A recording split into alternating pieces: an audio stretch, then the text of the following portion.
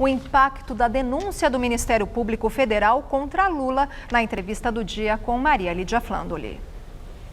Entrevista o deputado federal Roberto Freire, hoje na 8ª legislatura e presidente nacional do PPS. Muito obrigada, deputado, por estar conosco.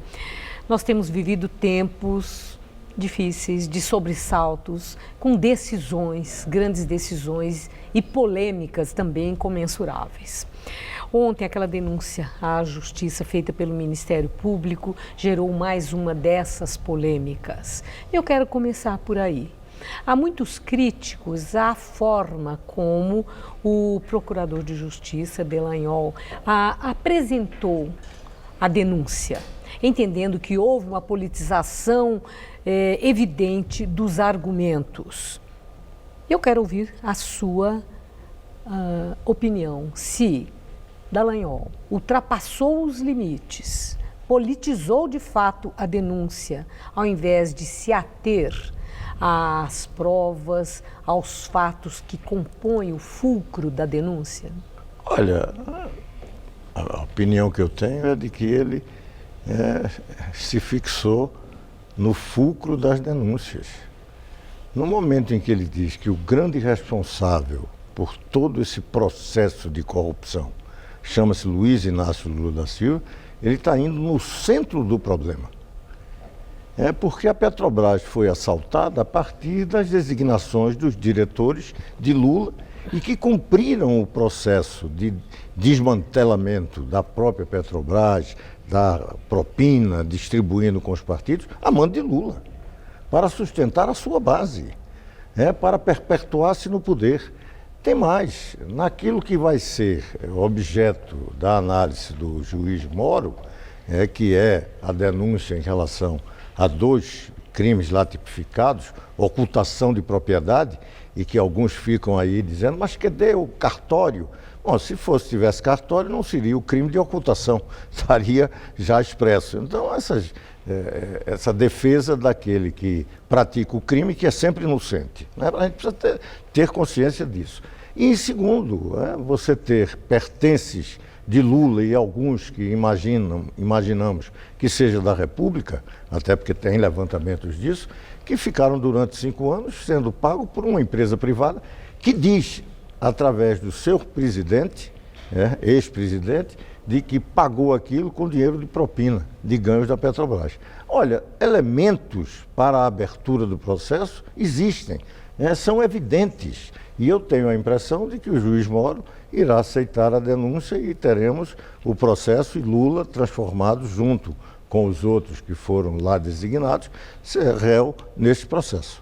Bom, deputado Roberto Freire, e hoje, como o Jornal da Gazeta já mostrou, o ex-presidente Lula falou para os seus pares, numa reunião em que estavam os petistas. Houve momentos pungentes. Lula teve um momento de emoção, ele chorou ali de verdade.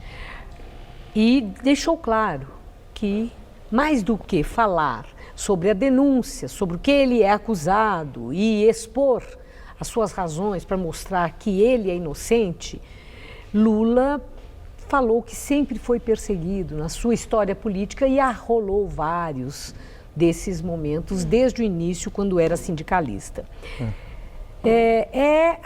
Uma estratégia de mostrar que existe um golpe no país, como Lula falou.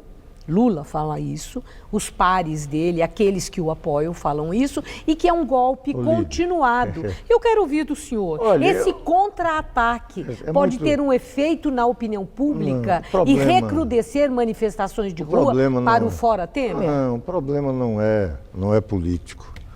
O problema vai ser resolvido na justiça. E Lula foi patético. Não respondeu nada das acusações.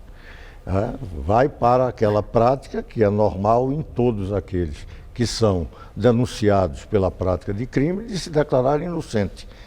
Ele declara inocente e politiza, tenta se transformar em vítima. É um recurso de defesa que ele usa. Mas é evidente que não tem nenhuma resposta para aquilo que é concreto. Lula me vem falar nesse país em perseguição, por favor. Eu nunca vi nenhum denunciado réu inclusive processo de obstrução de justiça, ter o que ele tem como instrumento para a sua defesa. Ele teve tanto tempo quanto os agentes do Estado brasileiro que estão o denunciando como criminoso, que querem apurar se efetivamente foram praticados crimes. Isso não é algo que é de menor importância, não. Infelizmente, nós estamos, você começou o programa, dizendo que nós estamos vivendo momentos muito difíceis da República Brasileira. Só tem uma vantagem, é que nós estamos saindo desse processo de desmantelo, desses tempos de Lula, de roubalheira, de corrupção, como nunca visto na nossa história. Nós estamos saindo pela política.